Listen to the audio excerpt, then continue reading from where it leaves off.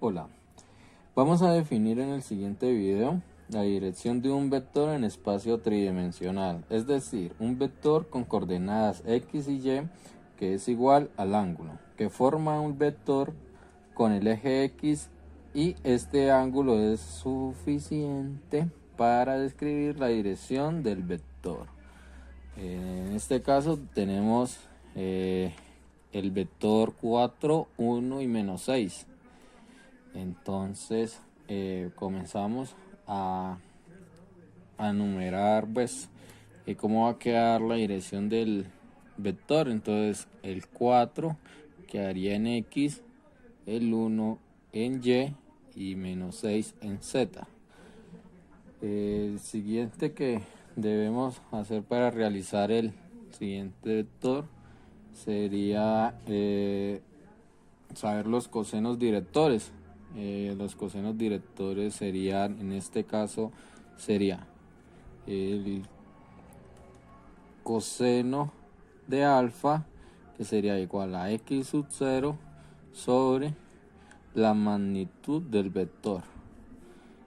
Para el caso de 1, entonces sería coseno de beta, que sería igual a y sub 0 sobre la magnitud del vector.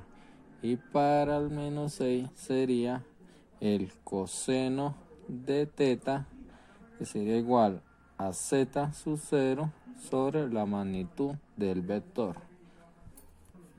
Ahora vamos a hallar la dirección que va a tener ese vector. Entonces tenemos que hallar la magnitud del vector. Entonces sería, para hallar la dirección del vector, sería igual. Entonces aquí tendríamos que sacarle la raíz de x al cuadrado más y al cuadrado más z al cuadrado. Entonces la magnitud del vector para hallar la dirección sería igual a 4 al cuadrado más 1 al cuadrado más menos 6 al cuadrado. Sería igual a la dirección del vector, sería la magnitud de 16 más 1 más 36. Y sería la magnitud del vector, que sería igual a raíz de 53. Ahora vamos a reemplazar en los cosenos directores alfa, beta y teta. En este caso sería, para alfa sería igual al coseno inverso de 4 de x en este caso sobre raíz de 53. Para beta sería coseno inverso de y, o sea 1 sobre raíz de 53.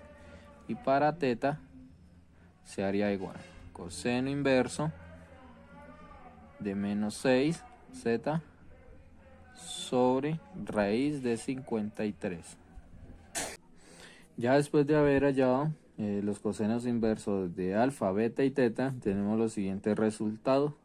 De alfa, el 0,98 radianes. Beta tenemos el 1,43 en radianes y en teta tenemos 2,53 radianes. Bueno, ahora para la gráfica del vector sería en este lado, para este sería x, para este sería y, para este sería z. Entonces, para x serían 4, entonces bajamos 4, 1, 2, 3, 4. Este sería 4 en x, para y tenemos 1, para z tenemos menos 6. A estos lados siempre va a ser los positivos, entonces negativos serían hacia abajo. Entonces 6, 1, 2, 3, 4, 5 y 6. ¿Sí? Pero como nos dicen que 1 hacia la derecha, quedaría acá. Entonces ahí procedimos a trazar el vector. Este sería el vector. Subimos 1, 2, 3, 4, 5 y 6. Y 4 a la izquierda. 1, 2, 3 y 4 a la izquierda. Esto sería el primer vector. Y en el siguiente vector, que sería ya el que nos da alfa, beta y teta, pues sería en X 0,98, en Y sería 1,43 y en Z 2,53 rayanes, y el vector unitario sería de la misma dirección del vector original. ¿Qué tal amigos? Mi nombre es Juan Pablo Sandoval y en este video veremos cómo encontrar el ángulo de un vector conociendo las componentes rectangulares.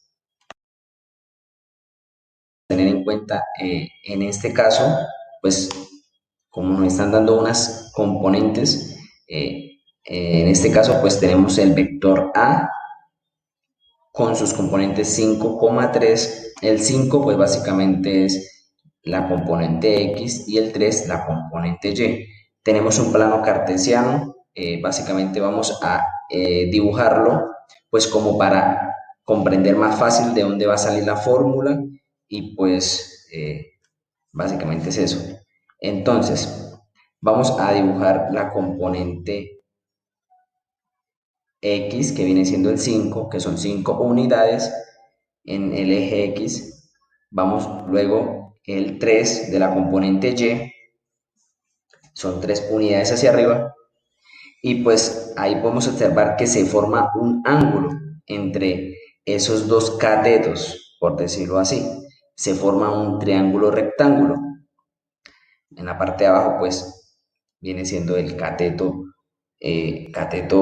adyacente, y el de al lado que viene siendo el eje Y, que es de las 3 unidades, el cateto opuesto. ¿Por qué el cateto opuesto? Pues porque el ángulo que vamos a hallar es el que sale del eje X y pues se encuentra retirado de esa parte. Entonces lo cogemos como cateto opuesto, y el que está ahí al lado es el cateto adyacente.